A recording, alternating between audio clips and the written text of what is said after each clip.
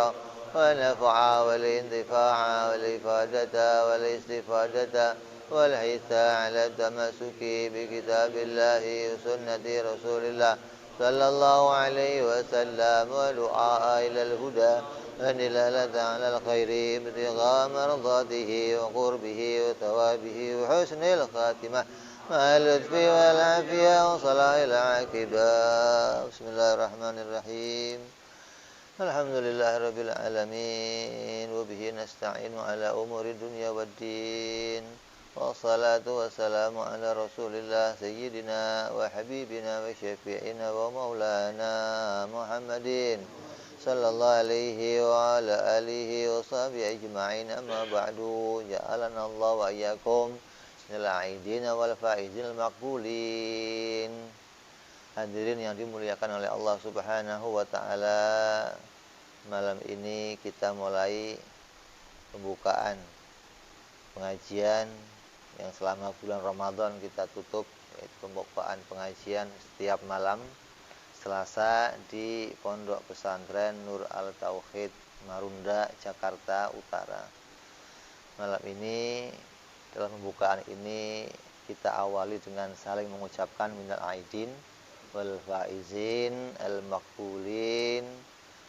Mudah-mudahan kita semuanya dijadikan oleh Allah Subhanahu wa taala menjadi orang yang kembali sebagaimana orang yang seperti orang yang baru dilahirkan dari kandungan ibunya, dimenangkan oleh Allah Subhanahu wa taala dari segala ujian yang kita lalui di dalam bulan Ramadan, hingga keluar dari Ramadan kita mendapatkan ampunan dari Allah Subhanahu wa taala. Mudah-mudahan setelah Ramadan ini jadi awal perjalanan kita untuk bisa sampai pada Ramadan yang akan datang. Maka kita ingin mengisi hari-hari kita setelah Ramadan dengan kembali sebagaimana rutinitas kita sebagaimana sebelum Ramadan, yaitu kita isi dengan mengkaji khususnya ilmu akidah, khususnya mengkaji ilmu tauhid, khususnya mengkaji ilmu tentang keimanan kepada Allah Subhanahu wa taala. Karena di dalam agama itu berisi ada 3, sebagaimana hadis dalam riwayat Imam Muslim yang menjelaskan tentang hadis Jibril, yang mana Rasulullah Shallallahu Alaihi Wasallam didatangi oleh malaikat Jibril, kemudian mengajarkan kepada umat, kepada para sahabat tentang apa itu isinya agama. Maka Nabi menjelaskan agama adalah isinya iman, Islam, dan ihsan. Apa itu iman? Iman itu adalah meyakini tentang segala sesuatu yang diberitakan oleh Nabi Muhammad SAW dengan modal akal yang sehat. Artinya orang yang akalnya nggak sehat, maka keimanannya juga nggak akan benar, akan mengimani sesuatu yang tidak layak bagi Allah Subhanahu wa taala. Jadi iman itu modalnya harus pakai akal yang sehat. Karena kalau kita iman nggak pakai akal yang sehat, nanti berita atau tulisan yang ada tentang Allah, tentang Rasul kita imani secara dohir saja, hingga akhirnya mensifati Allah dengan sifat-sifat yang tidak layak bagi Allah Subhanahu wa taala. Tapi kalau imannya pakai modal akal yang sehat, maka akan ada filter, akan ada tameng, akan ada jalan untuk bisa mensifati Allah dengan jalan mensucikan Allah dari segala persamaannya dengan makhluk. Apa itu Islam? Islam adalah al-inqiyad, atau melakukan sebuah perbuatan dengan amal badan, amal dohir, ya, sholat, ibadah, puasa, haji, zakat, dan yang lain-lainnya berupa amalan badan. Begitu pula ihsan. Apa itu ihsan? Ihsan adalah bagaimana kita mempraktekkan keimanan kita, mempraktekkan Islam kita, disertai dengan meyakini bahwa seakan-akan ibadah kita itu melihat kepada Allah. Apabila kita nggak bisa melihat Allah, maka yakinlah bahwa Allah melihat amal yang kita perbuat. Ini tiga, ini adalah menjadi rukunnya agama. Nah, yang kita akan kaji di sini apa? Kita ambil salah satunya, yaitu tentang keimanan. Bagaimana kita bisa punya keimanan yang benar kepada Allah disertai dengan akal yang sehat. Apa ada akal yang nggak sehat? Ada nggak? Ada nggak? Akal yang nggak sehat. Kalau kata Kiai, orang yang akalnya nggak sehat namanya orang apa? Apa? Gila. Ya. Di sini namanya apa? Geblek apa? Sableng apa?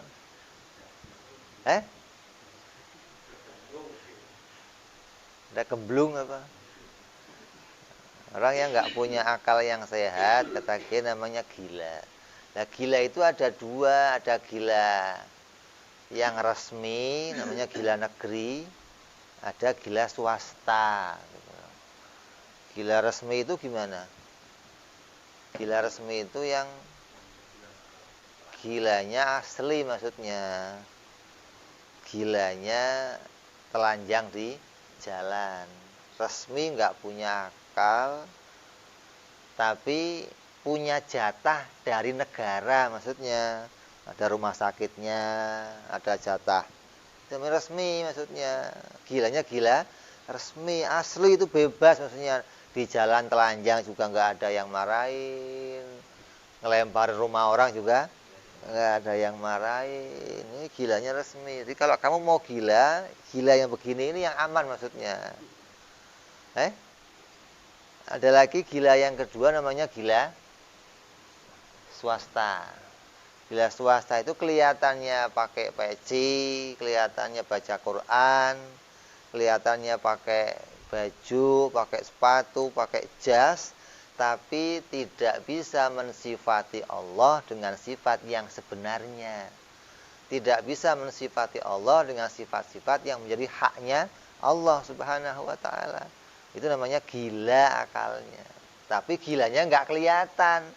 Hanya orang-orang khusus yang tahu orang ini gila maksudnya. Kalau nggak kekontrol sama orang-orang ini orang nggak kelihatan gilanya.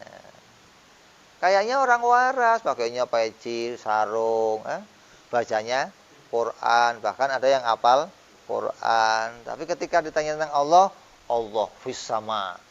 Allah ada di langit, duduk di atas singgah, kan berat. Artinya mensifati Allah dengan sifat-sifat yang nggak layak bagi Allah. Allah setiap malam turun ke dunia, keliling, ngontrol hamba-hambanya. Nanti kalau sudah subuh, naik lagi ke langit. Ini Tuhan apa satpam? Itu kok bagian ngontrol tengah malam, hansip. Lu kira Tuhan hansip apa bagian ngontrol? Ini ada orang gila swasta, begitu namanya. Jadi kamu disuruh mengimani Allah, apa yang diberitakan Nabi itu kita suruh iman semuanya. Menyangkut tentang sifat-sifat Allah, menyangkut sifat-sifat Nabi, menyangkut halal ghaibah, disuruh iman semuanya. Tapi imannya pakai akal yang, lah kita lagi mau ngaji bagaimana akal yang sehat itu berpikir. Jangan jadi akal yang nggak sehat. Artinya akal yang nggak sehat itu tadi kayaknya mikir, tapi mensifati Allah dengan sifat-sifat yang nggak layak bagi Allah Subhanahu wa ta'ala. Allah punya tangan, Allah itu laki, nggak punya bewok, rambutnya gondrong dikit. Kira metal apa? Ini mensifati Allah dengan, kok bisa begitu?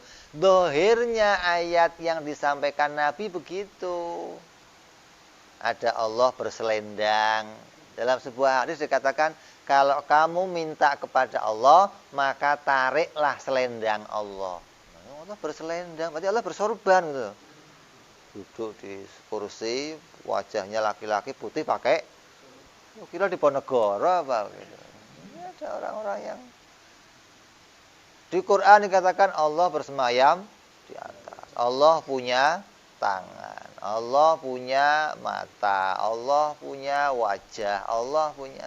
Lalu disifati dengan zahirnya tanpa itu namanya akalnya nggak sehat. Ini yang mau kita kaji di sini, bagaimana biar akal kita itu mengimani Allah benar, nggak asal iman zahirnya ayat Quran atau hadis yang disampaikan, yang kita terima harus bisa kita filter. Karena dikatakan oleh para ulama, apabila kamu menjumpai dalam Al-Quran atau dalam hadis sebuah ayat, sebuah hadis yang isinya menceritakan tentang sifat-sifat Allah yang menyerupai makhluk, maka takwilkanlah. Gitu loh. Kan banyak.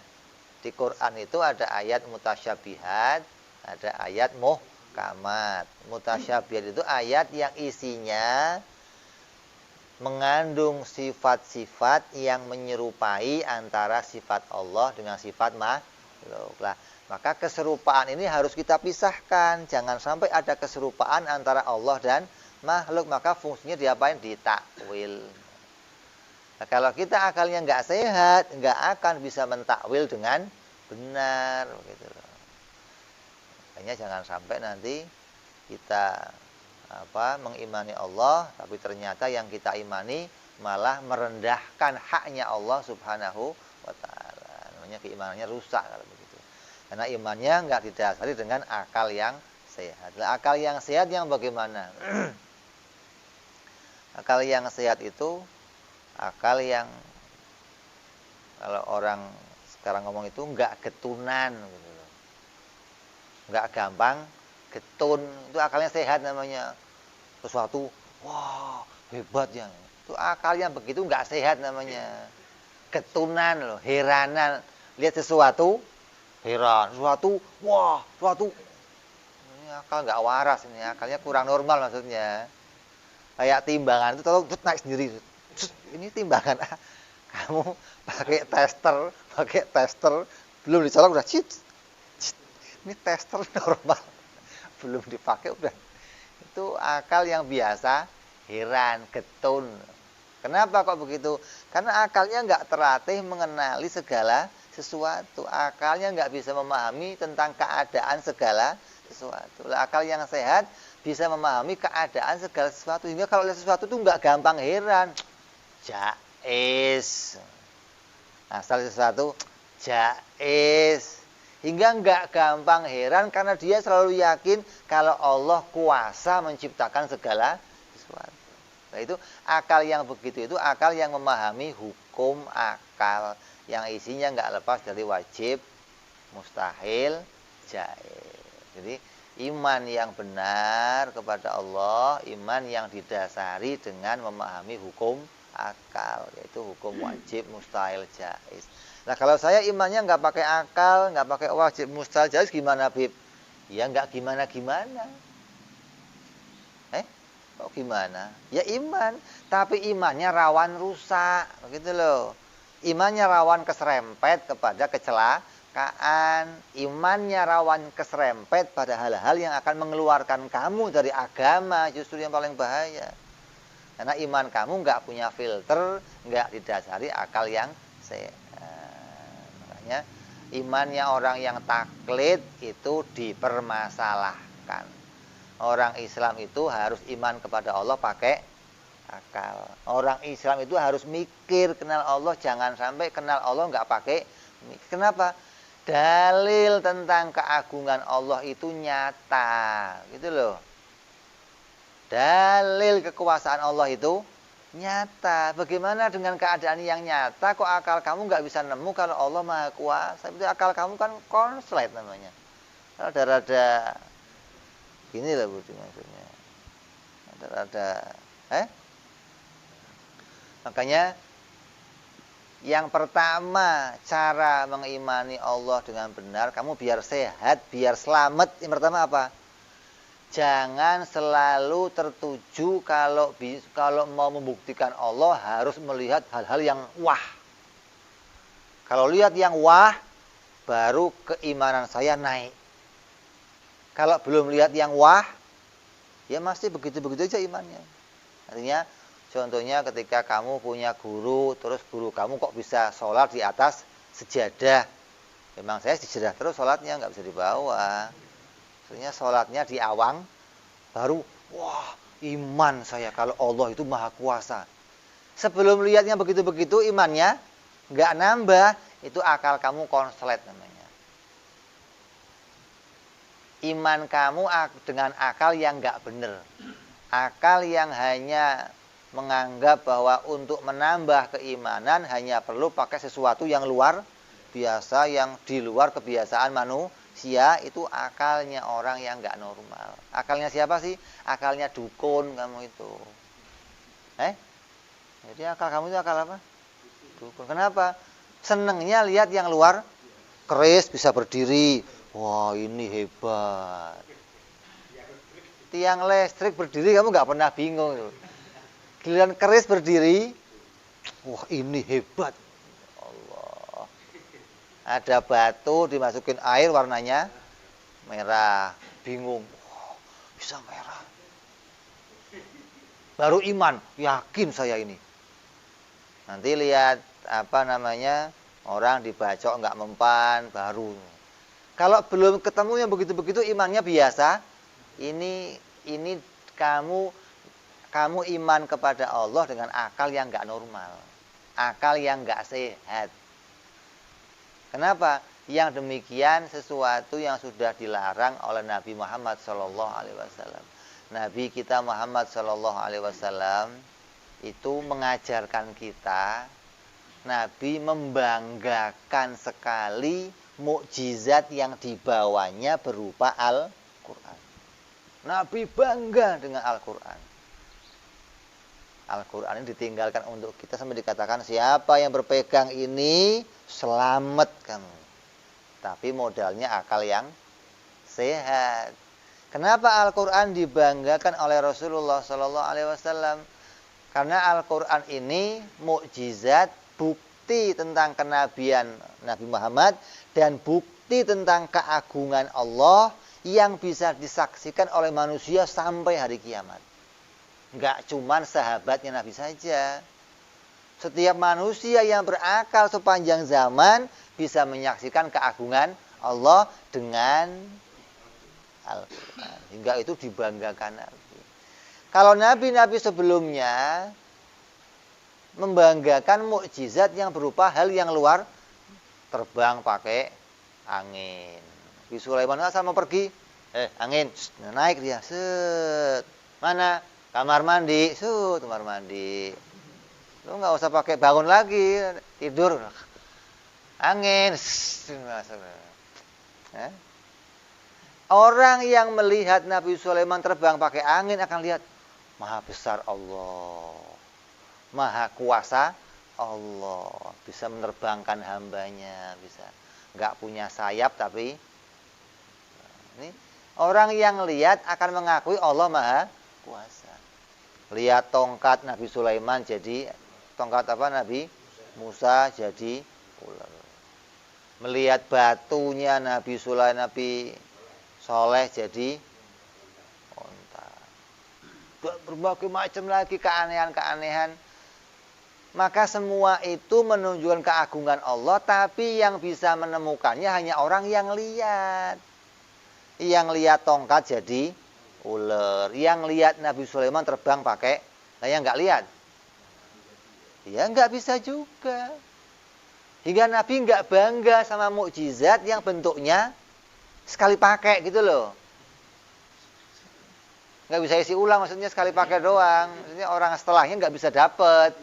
Yang nemu pada masa itu ya itu namanya live, sesuatu yang live streaming namanya itu. Kalau yang nggak lihat nggak kebagian gitu loh. Lah Nabi lebih menyenangi Al-Quran karena ini bukti keagungan Allah yang bisa disaksikan semuanya sampai akhir zaman.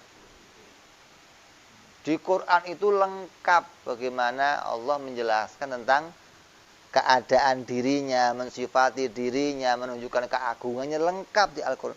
Apabila kita berakal sehat akan bisa nemu itu. Di antaranya Quran cerita apa yang hebat?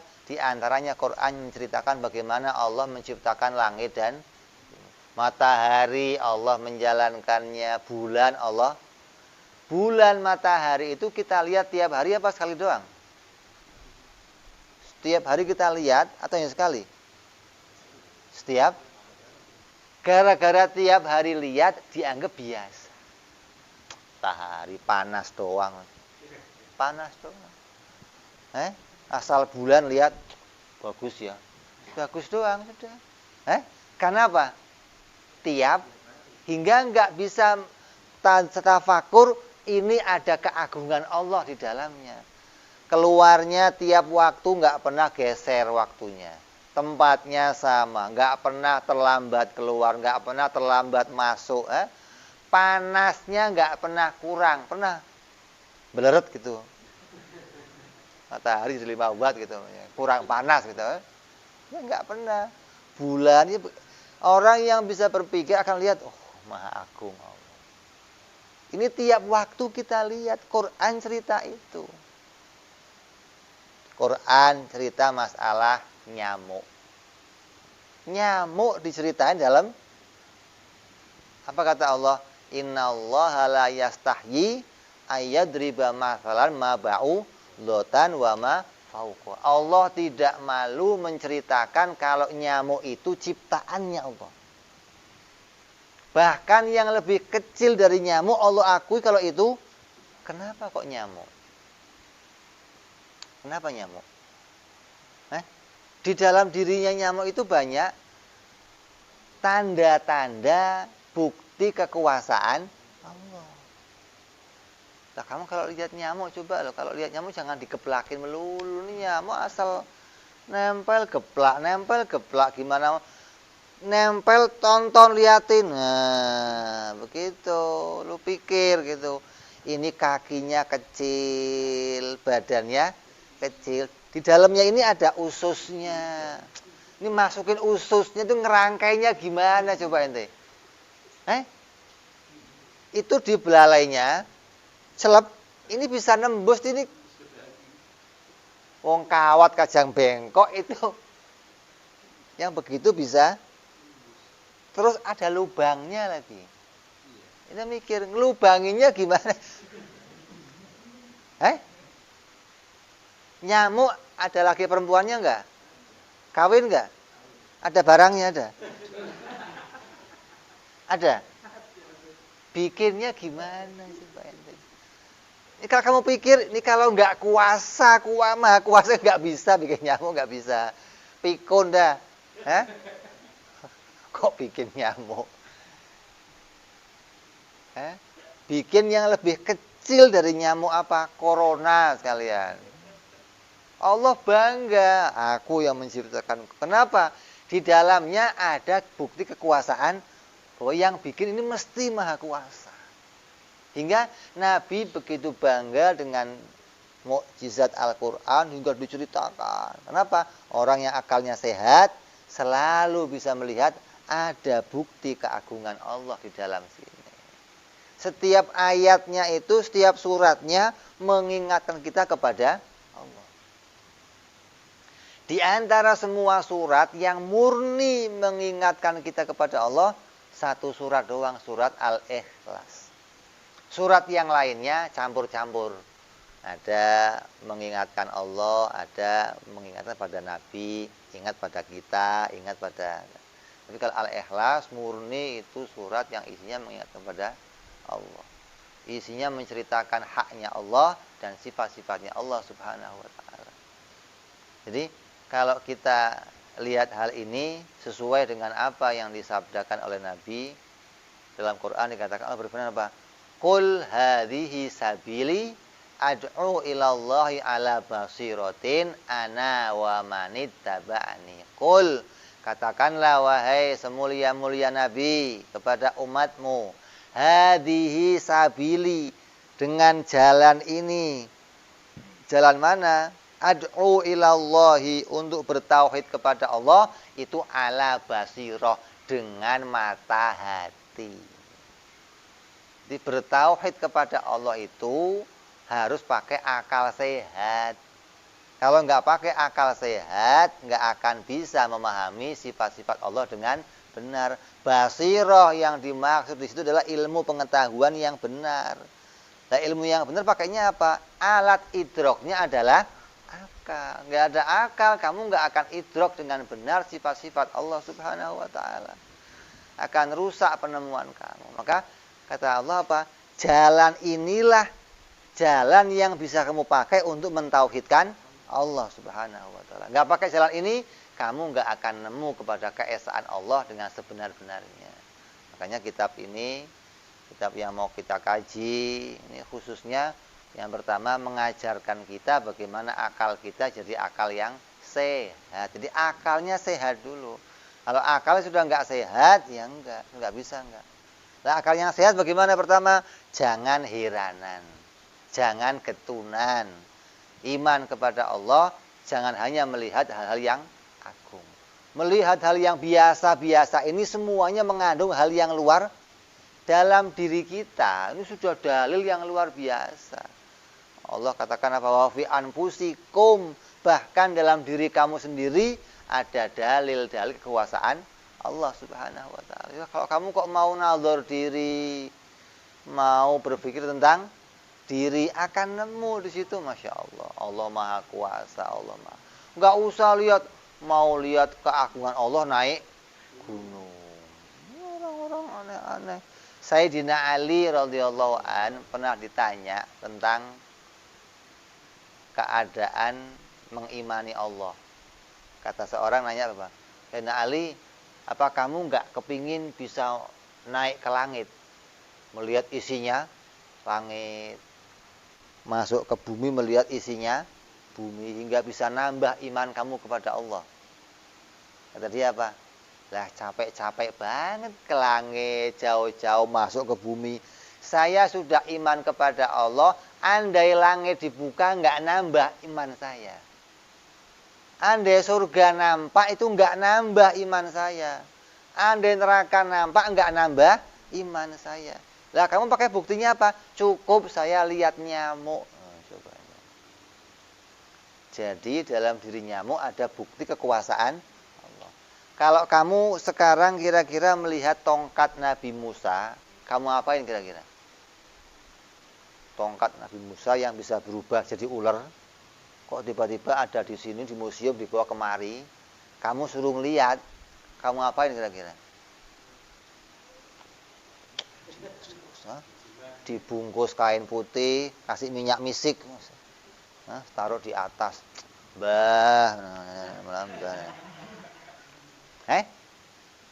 kamu akan mulia-muliakan, ini tongkat hebat, bisa berubah jadi, bisa. Asal dipakai mukul tanah, laut, terbelah. Tapi kalau kamu yang mukul ya nggak bisa. Kamu pentungin orang paling benjol doang, nggak ada yang kebelah-belah, nggak ada. Itu urusan, bukan tongkatnya, bukan.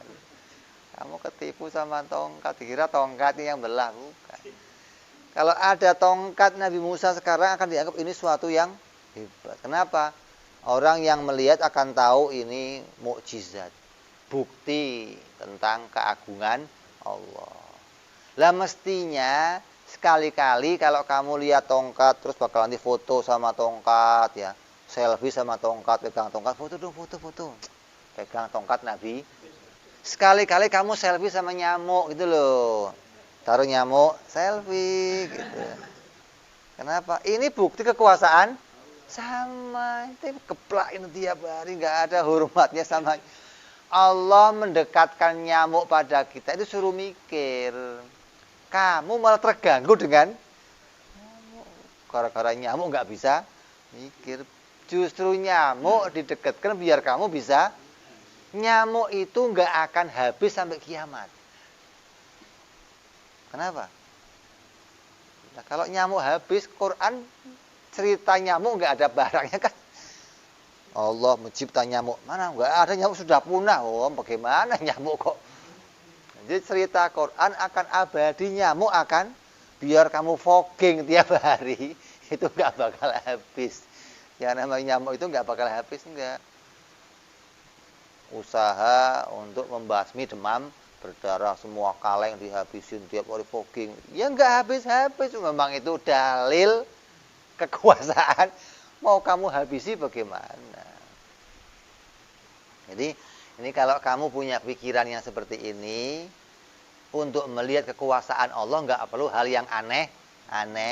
Melihat yang seperti nyamuk saja, kita bisa tahu penciptanya pasti yang luar biasa. Penciptanya pasti maha kuasa. Kalau nggak mungkin bisa merangkai seperti itu, nggak mungkin. Nyamuk udah kecil, ada isinya, ada ususnya kecil. Di ususnya ada kumannya, ada. Kumannya lebih, Insya Allah, hidup lagi. Lah kumannya itu punya isi juga, ya nggak bisa mikir itu Allahu Akbar. Kalau kamu lihat Nadhor, ini maha kuasa, yang bikin nggak mungkin, yang bikin itu kok Gopur nggak mungkin. Yang bikin mesti yang luar biasa. Artinya maha kuasa dengan segala kemampuannya. Ini ketika akal itu bisa berpikir ke arah itu, nanti akal kita sehat. Akal kita akan nemu Allah, melihat apa saja bisa ingat Allah. Nggak usah ke gunung, nggak usah lihat tongkat Nabi Musa, nggak usah lihat onta Nabi Soleh, nggak usah. Mau ke Laut Merah melihat bekas-bekas laut yang di belah, udah nggak ada bekasnya, udah hilang bekasnya. Jadi untuk melihat keagungan Allah, kita dituntut berpikir dengan akal yang sehat. Jadi kita melatih diri, membersihkan keimanan kita agar jangan sampai mengimani Allah dengan keimanan yang keliru, keimanan yang salah. Inilah yang dikhawatirkan oleh Nabi Muhammad SAW, yang Nabi katakan wal muhdatsatil umur, tentang perkara baru dalam agama. Perkara baru dalam agama itu namanya bid'ah. Nabi khawatir kalau di dalam perjalanan umat sampai nanti akhir zaman akan terdapat kebid'ahan di dalamnya. Nabi khawatir masalah bid'ah. Lah, kekhawatiran masalah bid'ah ini disalahpahami oleh beberapa orang. Mereka pahami bid'ah itu perkara yang baru yang nggak pernah dikerjakan oleh Nabi. Ya, bid'ah itu nggak begitu. Bid'ah yang dimaksud, yang dikhawatirkan Nabi yang bagaimana? Perkara tentang keyakinan yang baru, begitu loh. Mengimani Allah tidak dengan jalan yang diajarkan Nabi SAW, namanya bid'ah. Itu yang Nabi khawatir, gitu loh.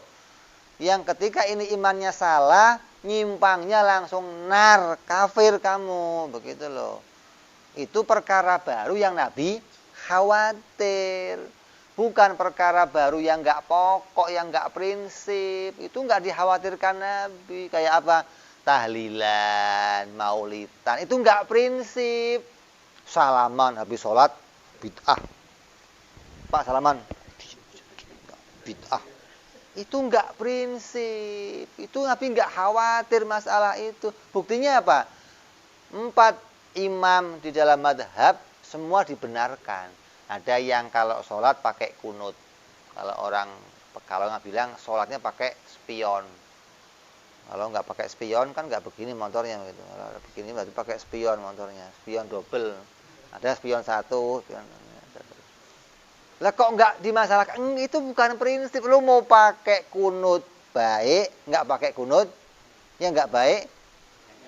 Nah itu nggak baik, nggak sholat. Nah ini masalah, itu bid'ah, kunut. Nabi nggak pernah khawatir masalah itu. Kenapa?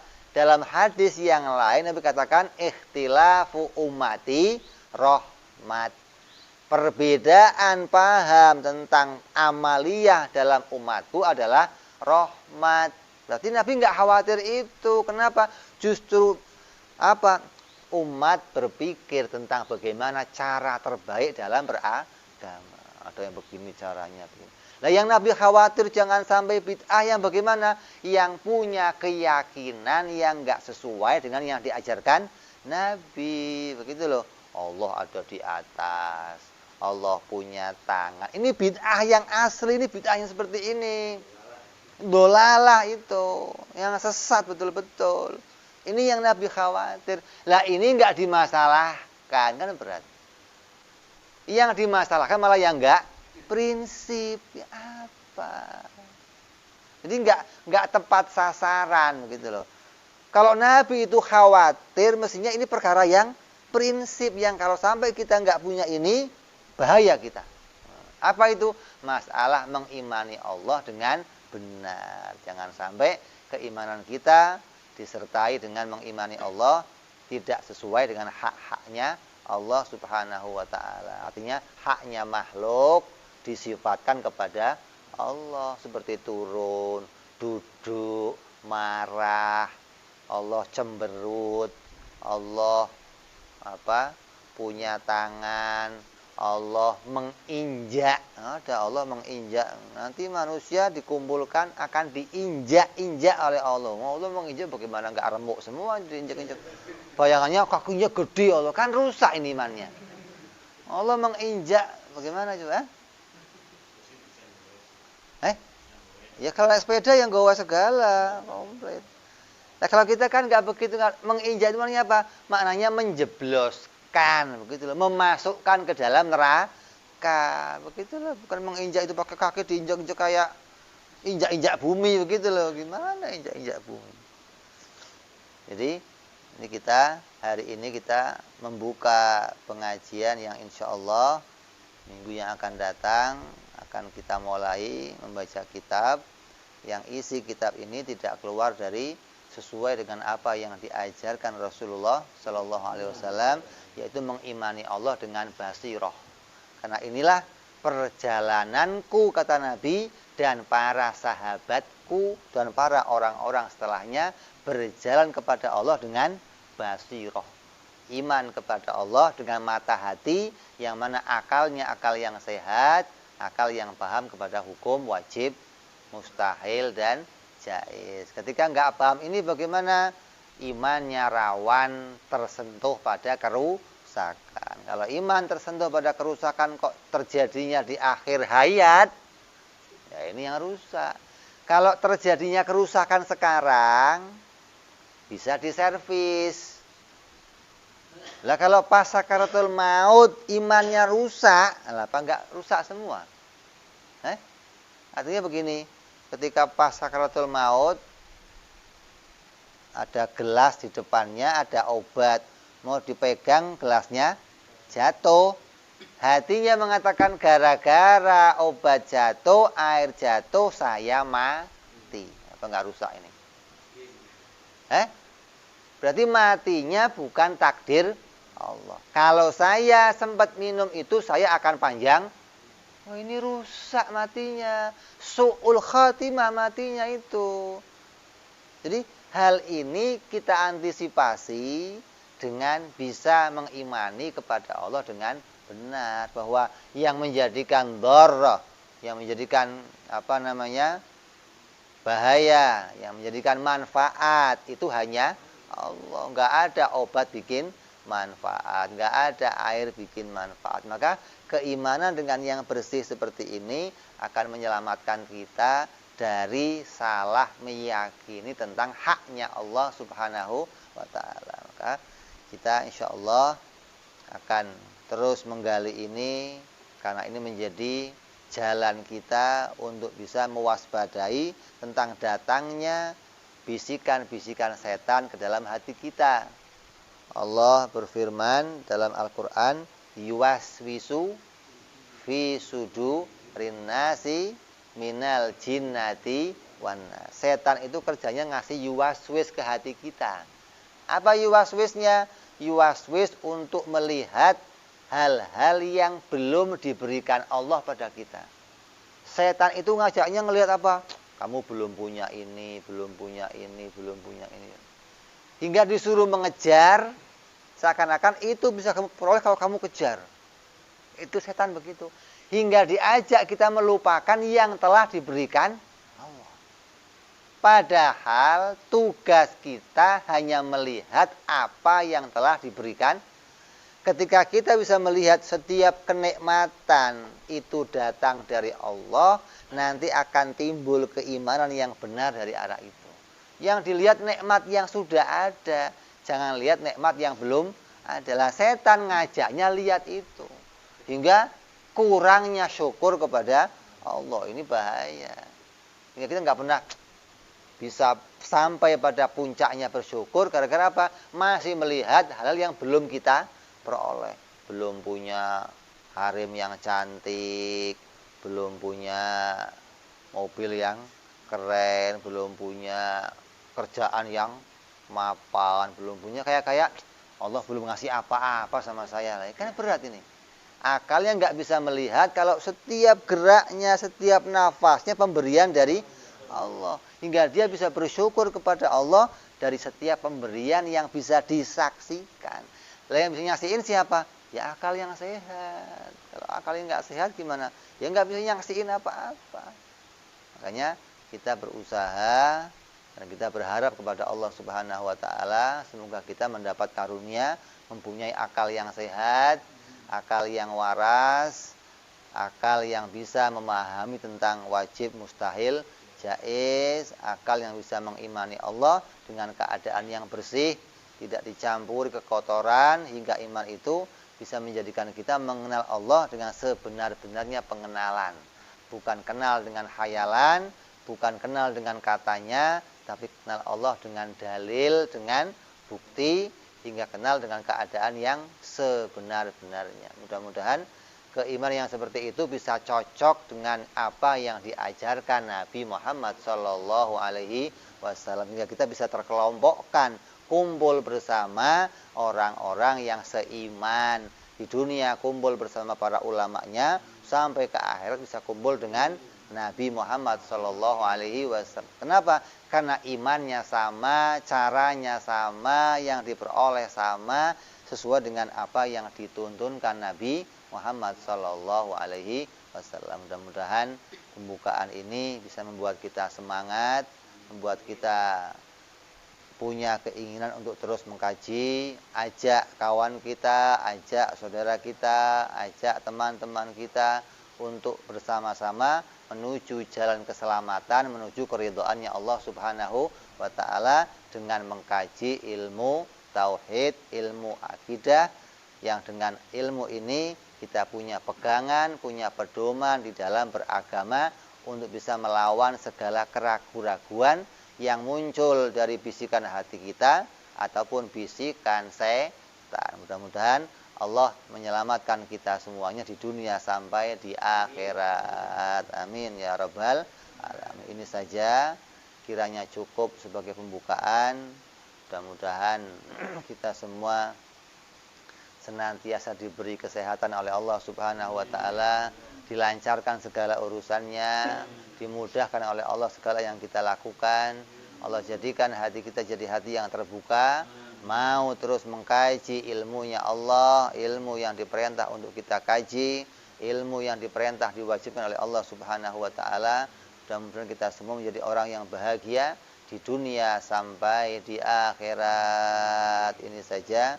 Hadanallahu wa iyyakum wa ila hadratin Nabi al-Fatihah. A'udzubillahi minasyaitonir rajim. Bismillahirrahmanirrahim. Alhamdulillahi rabbil alamin arrahmanir rahim maliki yaumiddin iyyaka na'budu wa iyyaka nasta'in shiratal mustaqim shiratal ladzina an'amta 'alaihim ghairil maghdubi 'alaihim waladdallin amin ya rabbana i'tarafna bi anana i'tarafna wa anana asrafna 'ala ladha ishrafna fatub 'alaina tauba taghfir kulli hauba wa lana urati wa amini rawati Rabbi wa mauludina wal ali wal ihwani sairil ilani wa kulli di mahabba hajiratin au suhbah والمسلمين أجمعين ربي اسمع فضلا وجودا منا بالتسام منا بالمصطفى رسولي نظم كل سولي صلى وسلم ربي عليه عند الحب وآله وصحبه عند ضعف صحبي والحمد لله في البدع والثناء سبحان ربك رب العزة عما يصفون وسلام على المرسلين والحمد لله رب العالمين.